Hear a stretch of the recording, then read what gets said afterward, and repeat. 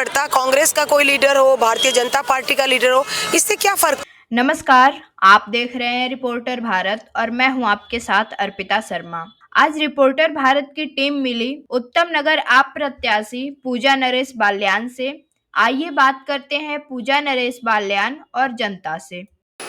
हम केजरीवाल के साथ हैं और पूजा बाल्यान को हम समर्थन करते हैं। इन्होंने हमारा 40 साल से जो ये रोड कच्चा रोड था, इसको बनवा के यहाँ की जनता को बहुत आराम दिया है। इससे हम लोगों को बरसातों में निकलने में बहुत दिक्कत होती थी, गर्मी में मिट्टी उड़ती थी, गाड़ियाँ चलती थी। अब ये रोड पक्का हो गया है और ये उत्तर नगर का बहुत बड़ा रोड है और ये बहुत बड़ा विकास कार्य है जो उन्होंने किया है। ये नरेश बालन की मेहनत है जी। विधायक नरेश बालन ने 10 साल मेहनत की, उसकी मेहनत का नतीजा जी है।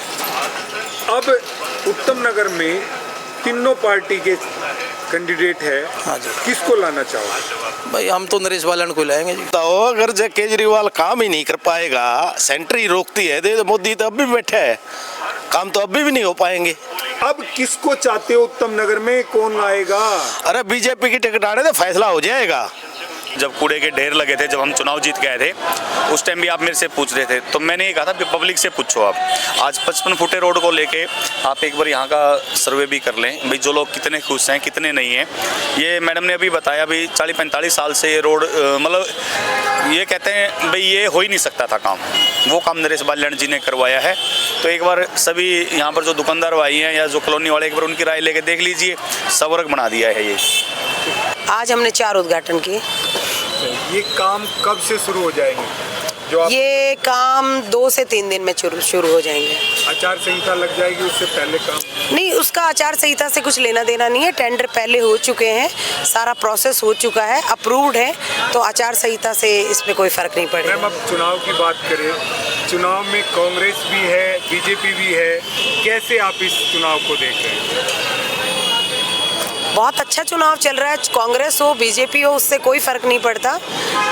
बहुत लोगों में उत्साह है, लोग बहुत आगे बढ़ के समर्थन कर रहे हैं, सहयोग दे रहे हैं। और मैं तो ये कहूँगी ये चुनाव में लड़ ही नहीं रही हूँ, लोग लड़ रहे हैं, लोग चुनाव लड़ रहे हैं। लोगों ने इसको अपना व्यक्तिगत चुनाव माना है और ये लड़ाई उत्तम नगर के हर आदमी के, नरेश बाल्यान के हक में लड़ाई है। सब लोग लड़ रहे हैं और मुझे तो लगता ही नहीं कि मैं इलेक्शन लड़ रही हूँ।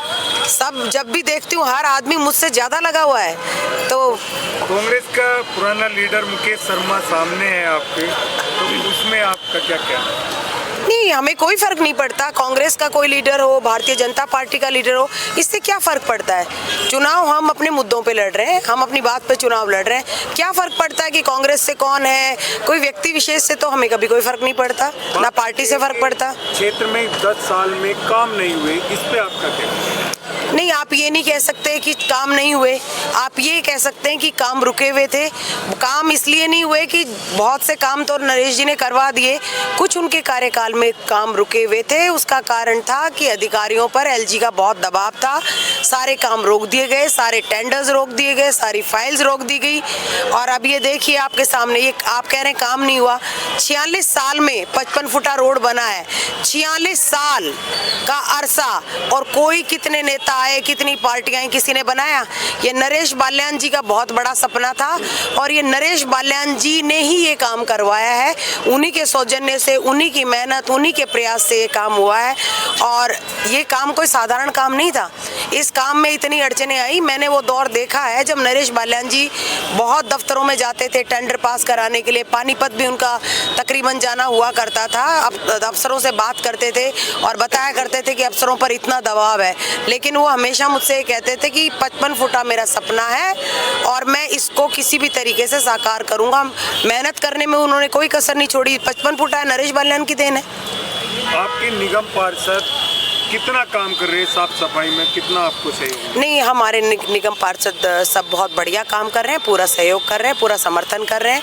और सब लोगों ने चुनाव को मेरे साथ में भाई की तरह बाजू से बाजू, मतलब कंधे से कंधा मिलाकर चल रहे हैं और जो भी काम उनको दिया जाता है वो उससे भी ज़्यादा कर रहे हैं। उत्तम नगर की जनता को क्या मैसेज देते हैं? उत्तम नगर की जनता को मैं सिर्फ यही मैसेज देना चाहती हूँ कि कोटि कोटि प्रणाम है आप लोगों को कि जिस तरीके से आप लोगों ने चुनाव को संभाला, जिस तरीके से आपने अपने आशीर्वाद मुझे दिए हैं, जिस तरीके से आपने सहयोग दिया है, और बहुत हार्दिक धन्यवाद है, दिल अंतरात्मा से उनको उत्तम नगर की जनता का धन्यवाद है कि वो, ये कोई कहने की बात नहीं है, सही मायने में चुनाव वो लोग लड़ रहे हैं। और मैं तो इतना ही कहूँगी, इतना बड़ा जैसे जैसे वो सहयोग करते जा रहे हैं, समर्थन करते जा रहे हैं, या आप बोलिए कि चुनाव को संभालते जा रहे हैं, वैसे वैसे मेरा कर्ज बढ़ता जा रहा है। उनका एक एक वोट मेरे पे कर्ज रहेगा और मेरा उत्तरदायित्व, जैसे वो मेरे को सहयोग देते हैं, बड़े मेरे को दुआएं देते हैं, तो मेरे को लगता है कि हर पल मेरे उत्तरदायित्व